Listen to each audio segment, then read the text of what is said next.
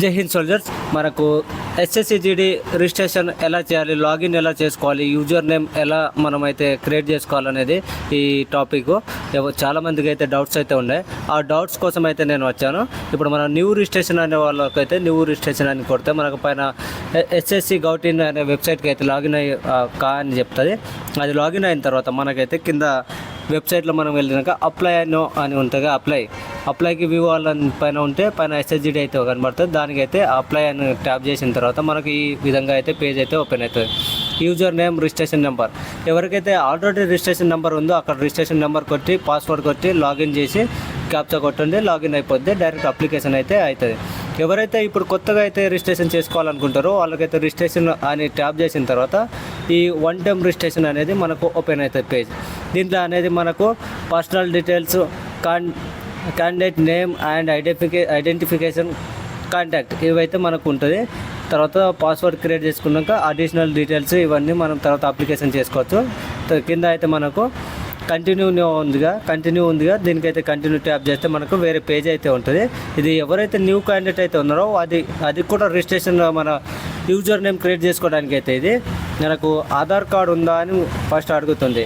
Do you have Aadhaar card? ఈ Aadhaar card ఎవరైతే ఉన్నారో ఎస్ అని కొట్టండి. ఆధార్ కార్డ్ ఆల్మోస్ట్ అందరికి ఉంటుంది, ఎస్ అని కొట్టండి. నో అని అయితే ఎవరు కొట్టకండి, ఓకేనా? మీ ఆధార్ కార్డ్ నెంబర్ అయితే ఇక్కడ కొట్టండి. ఆధార్ కార్డ్ నెంబర్ అయితే మీ ఆధార్ కార్డ్ నెంబర్ కొట్టిన తర్వాత అయితే మనకు next declaration Aadhaar card number కూడా ఉంటుంది కింద. నేనైతే ఆధార్ కార్డ్ నెంబర్ కొడుతున్నా, జస్ట్ వైట్.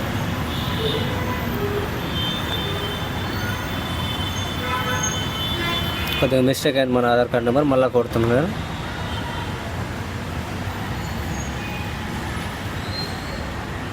సో డిక్లరేషన్ ఇక్కడ మనకు 2 టైమ్స్ అయితే కొట్టాలి మన ఆధార్ కార్డ్. డిక్లరేషన్ చేసిన తర్వాత ఓకే, వెరిఫై ఆధార్ డీటెయిల్స్ అంటే ఇంకోసారి అయితే కొట్టాలి ఇక్కడ మనం ఆధార్ నెంబర్ కొట్టిన తర్వాత మనకైతే ఓటీపీ అనేది వస్తుంది కింద. మొబైల్ నెంబరా లేదా డైరెక్ట్ మొబైల్ నెంబర్ రిజిస్ట్రేషన్ ఉంటే మొబైల్ నెంబర్కి డైరెక్ట్ మన ఆధార్కి అయితే ఏ మొబైల్ నెంబర్ అయితే లింక్ ఉందో ఆ మొబైల్ నెంబర్కి అయితే ఆధార్ అయితే మనకు ఓటీపీ వస్తుంది. అంటే న్యూ క్యాండిడేట్కి అయితే ఇది చూడొచ్చు ఇక్కడ సెండ్ ఓటీపీ అని ఉందిగా, ఓటీపీ అయితే మనకు వస్తుంది. న్యూ క్యాండిడేట్ ఇక్కడ మన నేమ్స్ అన్ని డీటెయిల్స్ ఫిల్అప్ చేసుకోవాలి.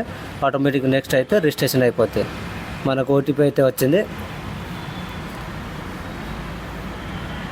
ఓకే, ఓటీపీ వచ్చేసింది. ఇప్పుడు ఓటీపీ అయితే లాగిన్ చేద్దాం.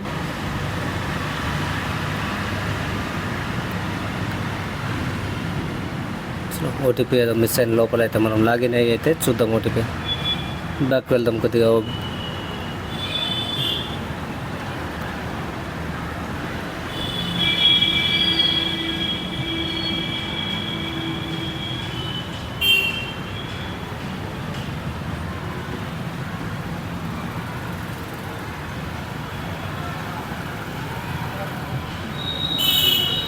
చలో మన ఓటీపీ అయితే కాపీ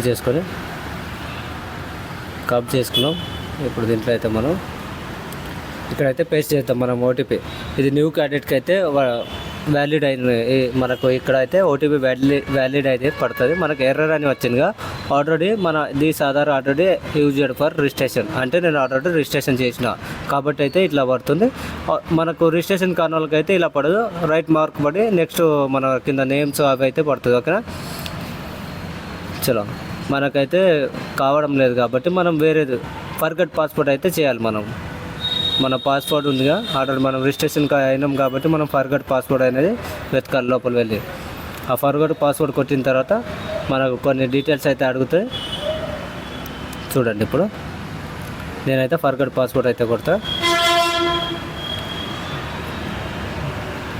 చలో మన డేట్ ఆఫ్ బర్త్ అయితే అడుగుతాయి. ఫర్గట్ ఎవరైతే కొట్టారో ఫర్గట్ పాస్వర్డ్ కొట్టే వాళ్ళకు డేట్ ఆఫ్ బర్త్ మనం ఎగ్జాక్ట్లీ డేట్ ఆఫ్ బర్త్ అయితే అడుగుతుంది.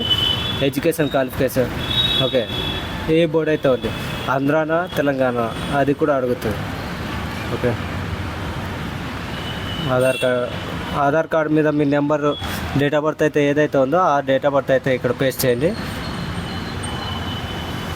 మన ఎడ్యుకేషన్ మీరు ఆంధ్ర లేదా తెలంగాణ ఉంటుందిగా, ఈ రెండు తెలుగు రాష్ట్రాల్లో ఏదైతే ఉందో అదైతే మనము ఇక్కడ సెలెక్ట్ చేసుకోవాలి.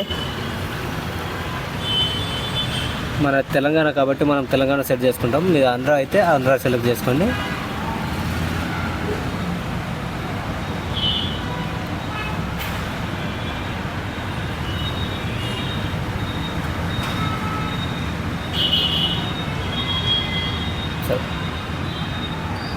Board of secondary education Telangana.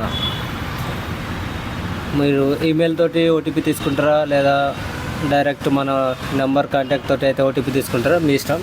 నేనైతే కాంటాక్ట్ ద్వారా అయితే నెంబర్ ఓటీపీ తీసుకుంటా.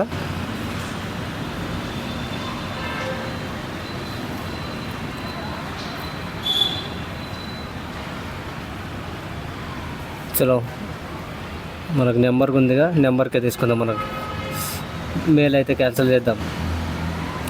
నెంబర్కి అయితే మనకి ఈజీ అయిపోద్ది. నెంబర్కి ఎవరికైతే రీఛార్జ్ లేని నెంబర్ అయితే ఉంటుందో వాళ్ళకు ఇట్లా మెసేజ్ రాదు అనుకునేటోళ్ళు అయితే మన మెయిల్ అయితే ఇవ్వండి. తర్వాత ఓటీపీ అయితే వస్తుంది. Enter OTP. ఇక్కడ ఓటీపీ వచ్చిన తర్వాత మనం ఓటీపీ అయితే ఎంటర్ చేసుకోవాలి.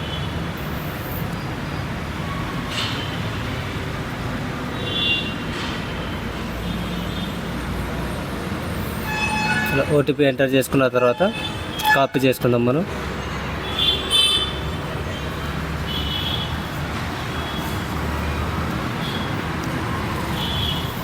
ఓటీపీ అయితే కాపీ చేసుకొని ఇప్పుడు అక్కడ పేస్ట్ చేద్దాం.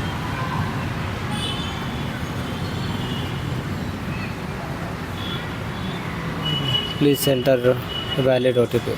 ఓకే, మనకి ఇక్కడ 0 పడలేగా, మిస్టేక్ అయింది. కాపీ చేసినాం బట్ 0 పడలే. ఇప్పుడైతే 0 కొడదాం. 0 కొట్టిన తర్వాత ఆటోమేటిక్గా అది లాగిన్ అయిపోతే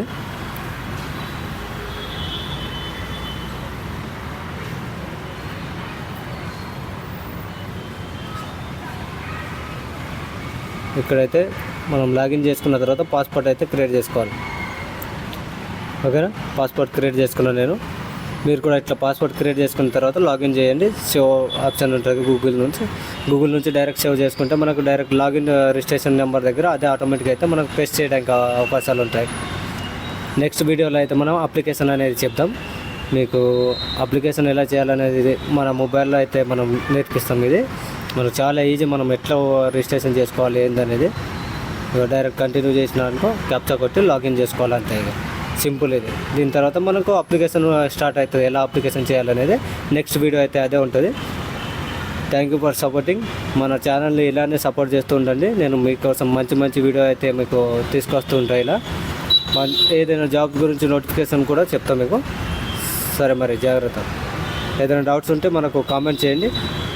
మీకైతే నేను డౌట్ అయితే క్లియర్ చేయడానికి ఉన్నా. మీకు కింద ఇది ఉందిగా SSGD అప్లై అని మనం కొట్టినాం అనుకో అప్లికేషన్ అయితే స్టార్ట్ అయిపోద్ది. నెక్స్ట్ వీడియోలో అయితే మనం కలుద్దాం.